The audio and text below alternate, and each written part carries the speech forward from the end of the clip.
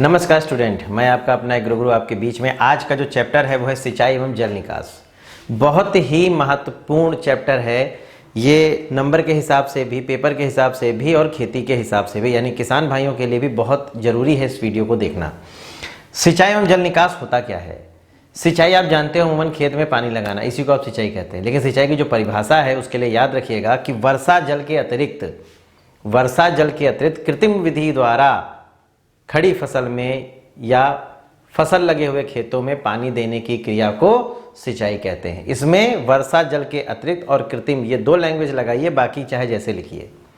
इतना आपको ध्यान रखना है, कृत्रिम विधि द्वारा और ये वर्षा जल के अतिरिक्त होता है, यानी जो आप कहीं और से जल को लाते हो और खेत के अंदर देते हो, जो पौधे की जल मांग को पूरा करता है। जल निकास क्या होता है? जल निकास का तात्पर्य है खेतों में लगी हुई जो खड़ी फसल है उसकी जल मांग या उसकी आवश्यकता से अधिक आए हुए जल की वह मात्रा जो फसल को किसी न किसी रूप में क्षति पहुंचा देगी, उसे खेतों से बाहर निकालना जल निकास कहते हैं।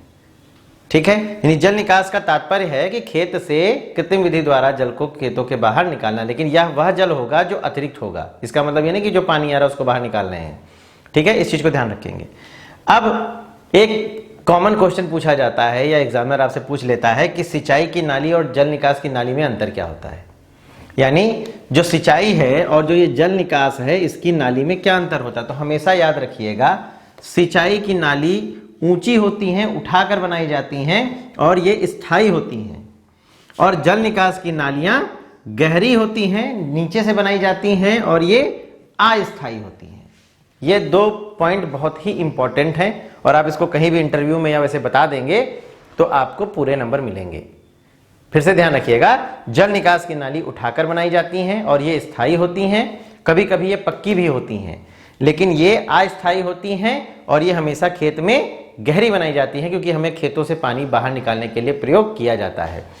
जो हमारी सिंचाई नालियां होती हैं कभी कभी यही जल निकास का कार्य भी करती हैं, तो इन चीजों को ध्यान रखना है। लेकिन जल निकास की नालियों से हम सिंचाई नहीं कर सकते क्योंकि ये गहरी होती हैं और ये खेतों में प्रत्येक स्थान पर जल को नहीं पहुंचा सकती। ठीक है, अब लाभ की बात करते हैं। लाभ क्या होता है? सिंचाई से हमें एक तो पहली बात, जो खेतों में जो हमारी फसल लगी हुई है उसको जो जल मांग होती है वो पूरी की जाती है, यानी सूखे खेत को हम सिंचाई विधि के द्वारा पौधों की जल मांग को पूर्ण करते हैं। दूसरा, उत्पादन अधिक होता है, मृदा ह्रास कम होता है क्योंकि मिट्टी में जब नमी रहती है तो जब तेज आंधी हवा चलती है तो मिट्टी उड़ती नहीं है। खेत की तैयारी में सुविधा होती है, जो हम उर्वरक देते हैं उन्हें पौधे सुविधाजनक तरीके से ग्रहण करते हैं क्योंकि वो सारे उर्वरक जल में घुलनशील हो जाते हैं और जब जल में घुलनशील होते हैं उसके बाद पौधों की रसारोहण क्रिया यानी जड़ द्वारा उनको ग्रहण कर लिया जाता है। अब आते हैं जल निकास में। जब हमारे खेतों में अतिरिक्त जल आ जाता है तो उसे हम बाहर निकाल देते हैं जिससे हमारी फसल को क्षति नहीं पहुंचती है। दूसरा, जल निकास के द्वारा हम अम्लीय और क्षारीय भूमियों में कंट्रोल भी करते हैं। क्यों? उसकी एक विधि होती है कि खेत में पानी भरा और उधर से खराहा जो होता है या झाड़ू टुमा चीजों को लेकर के चलाते हुए लाते हैं और खेत से बाहर पानी को निकालते हैं। उससे भूमि सुधार में भी प्रक्रिया मिलती है, साधन मिलता है, और अनेक प्रकार की कई और दुष्प्रभावियां होती हैं जिनको कई विधियों के द्वारा हम खेत को सुदृढ़ बनाने में मदद करते हैं। अब हानि क्या होती है? अब सिंचाई में अगर हम अम्लीय जल से सिंचाई कर रहे हैं तो खेत अम्लीय होने की संभावनाएं बढ़ जाती हैं। दूसरा, अधिक सिंचाई से क्या होता है, जो वाटर लेवल हमारा होता है वो धीरे धीरे ऊपर से जल और नीचे से जल होता है तो ये ऊंचा होने लगता है, जिससे नीचे रोग व्याधियां, सड़न वगैरह समस्याएं ज्यादा होने लगती हैं। और जल निकास से क्या होता है, हमारी उर्वरा जो मृदा होती है वो बहकर चली जाती है। ह्यूमस क्योंकि ऊपर ही होता है, ह्यूमिक एसिड, ये जितनी भी चीजें हैं ये उसे जो जल निकास करते हैं तो उसमें घुल करके खेतों से बाहर निकल जाती हैं। जैसे आप जानते हैं N2, ये नाइट्रोजन जो है ये जल में घुलनशील और चल तत्व के नाम से जाना जाता है, इसीलिए इसे मोबाइल तत्व भी कहते हैं। और ये जल में घुलता है और खेतों से बाहर चला जाता है। अब बात होती है सिंचाई जल मांग को प्रभावित करने वाले कारक, यानी जब पौधों को आवश्यकता होती है, जब हमें सिंचाई करना है तो उनके लिए हमें कौन कौन सी बातों को मुख्य रूप से ध्यान में रखना है। तो वो आता है जल मांग, यानी कितनी जल की मांग हो सकती है। तो पहला आता है जलवायु, दूसरा पॉइंट है भूमि, और तीसरा है पौधे के गुण व कृषण क्रियाएं। कृषण का मतलब होता है भूपरिष्करण अर्थात टिलेज, यानी खेतों की जुताई गुड़ाई करना। तो अब आता है पहला पॉइंट, जलवायु। जलवायु में तापक्रम। आप देखते हैं ठंडी या शीत ऋतु में हमें सिंचाई कम करनी होती है, वर्षा ऋतु में लगभग ना के बराबर होती है, और जायद में या ग्रीष्म ऋतु में अधिक करनी पड़ती है। यानी तापमान सीधे प्रभावित करता है जलमांग को। तो तापक्रम के आधार पर हमें सिंचाई की व्यवस्था करनी होती है। दूसरा है वायु की गति। जब वायु तेज चलती है तो आप देखते हो मृदा से नमी का ह्रास अधिक होता है, तो हमें उस परिस्थितियों में अधिक सिंचाई करनी होती है। जब हवा बहुत कम चल रही होती है तो हमें सिंचाई कम करनी पड़ती है। फिर आते हैं आर्द्रता। अगर नमी का मात्रा ज़्यादा है, यानी सिंचाई या शीत ऋतु में आप देखते हैं नमी बहुत होती है, तो हमें सिंचाई कम करनी पड़ती है। और जब आर्द्रता कम होगी तो हमें सिंचाई अधिक देनी होगी। फिर आती है प्रकाश प्रदीप्ति काल। प्रकाश का मतलब जब सूर्य की किरणें ज़्यादा समय तक खेतों पर रहेंगी तो नमी क्या होगी, अधिक ह्रास होगा, तो हमें सिंचाई ज़्यादा करनी होगी। फिर है सौर विकिरण। सौर विकिरण क्या होता है? इसका मतलब जो रिफ्लेक्टर, जो सूर्य की किरणों के द्वारा वहां पर कितना नमी का ह्रास हो रहा है। एक तो होता है सूर्य की उपस्थिति, जब सूर्य की किरणों की उपस्थिति अधिक होगी तो जाहिर सी बात है वहां सिंचाई ज्यादा करनी पड़ेगी, और अगर सौर विकिरण की क्रिया अधिक हो रही है तो भी सिंचाई में अधिक करनी पड़ेगी। तो ये दोनों ही पॉइंटों पर हमें सिंचाई कम या ज्यादा करनी पड़ेगी। फिर आती भूमि। अब मृदा नमी। मृदा में यदि नमी लगातार है तो क्या हमें सिंचाई करनी पड़ेगी? नहीं करनी पड़ेगी, यानी नमी को ध्यान में रखते हुए हमें सिंचाई करनी होती है।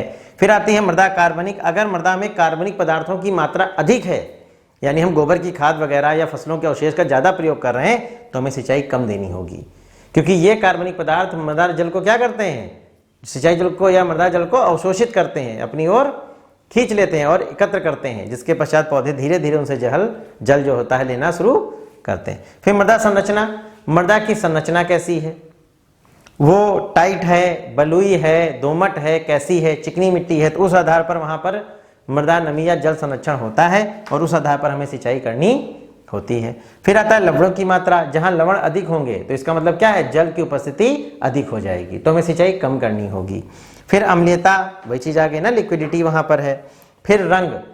जितनी भी, जैसे काले रंग की मृदा, यानी कहाँ क्या है, वहां जीवाश्म की मात्रा अधिक है, तो वहां सिंचाई में कम करनी होगी। जितनी लाल या पीली मिट्टी होती चली जाएगी वहां सिंचाई ज्यादा करनी पड़ेगी, क्योंकि वहां पर जल अवशोषण ज्यादा हो जाता है, जल उड़ने की क्रिया ज्यादा हो जाती है। फिर आता है मृदा ताप। अगर मृदा का ताप किसी क्षेत्र में अधिक है तो हमें वहां सिंचाई ज्यादा करनी होगी, यानी उस क्षेत्र में जलमांग अधिक होगी। फिर पौधों के गुण, पौधे की किस्म। अब किस्म में क्या है, अब इसमें यह है कि जो फसल आप ले रहे हो, जैसे धान है तो उसमें पानी ज्यादा चाहिए, तो उसकी जलमांग क्या है, अधिक है। कुकुरबिट्स ले रहे हो, सब्जी वर्ग ले रहे हो, तो क्या हो रहा है, उसमें सब पानी या जल की मांग कम है, तो हमें कम देनी होगी। जड़ों का विकास। यदि जड़ ज्यादा विकास करने वाली है तो उसकी जलमांग अधिक होगी, अगर जड़ कम विकसित हैं तो उसकी जलमांग कम होगी। फिर आते हैं पत्तियों का विकास, जिसमें पत्तियां बहुत ज्यादा होंगी, जलमांग क्या हो जाएगा, ज्यादा हो जाएगा, है ना। जितनी पत्तियां चौड़ी हो जाएंगी, क्लियर, क्योंकि उसमें क्या होगा, रसारोहण की क्रिया ज्यादा होगी, वाष्पोत्सर्जन की क्रिया ज्यादा होगी। फिर आता है पौधे की अवस्था। अब पौधे की अवस्था के आधार पर जलमांग होती है। अंकुरित है तो कम, विकास वर्ग है तो ज्यादा, उत्पादन होने लगा है तो और ज्यादा। फिर क्या है, पौधे पर रोपण व कीटों का प्रकोप, है ना। अब पौधे के जो रोग है, जो कीट है, उस पर हमें जलमांग को बहुत ध्यान में रखना है। अगर रोग ज्यादा लगा हुआ है और हम सिंचाई कर दिए तो रोग क्या होगा, एक खेत तरफ से दूसरी तरफ फैल जाएगा, तो हमें ध्यान में रखना है कि जिधर आवश्यकता उधर ही करें, वरना एक साथ खेतों में फसल पानी को ना दें। फिर सिंचाई की विधि व संख्या। अब सिंचाई की विधि कौन सी अपना रहे हो, अब इस विधि के बारे में अगला वीडियो में बनाऊंगा और उस विधि को उसी चैप्टर में समझेंगे, है ना, क्योंकि 4 विधियां हैं। एक तो बाढ़कृत है, दूसरा टपक है, तीसरा बौछारी है और चौथा अधोपृष्ठीय है, यानी मृदा के नीचे से। फिर आता है अन्य क्रियाओं में हमारी भूपरिष्करण क्रियाएं होती हैं। आप भूपरिष्करण क्रिया अगर ज्यादा कर रहे हो तो वहां सिंचाई हमें ज्यादा देनी होगी, भूपरिष्करण कम कर रहे हो तो सिंचाई कम करनी होगी। जितनी बार मिट्टी टूटेगी या मृदा टूटेगी उतनी बार वहां हमें नमी का ह्रास अधिक होगा। तो उम्मीद करते हैं आपने समझा होगा कि जल मांग को प्रभावित करने वाले कारक कौन कौन से हैं या किस आधार पर हमें सिंचाई करनी होती है। तो अगले वीडियो में बताऊंगा कि सिंचाई की कितनी विधियां हैं और उनके लाभ और हानियां क्या हैं। धन्यवाद।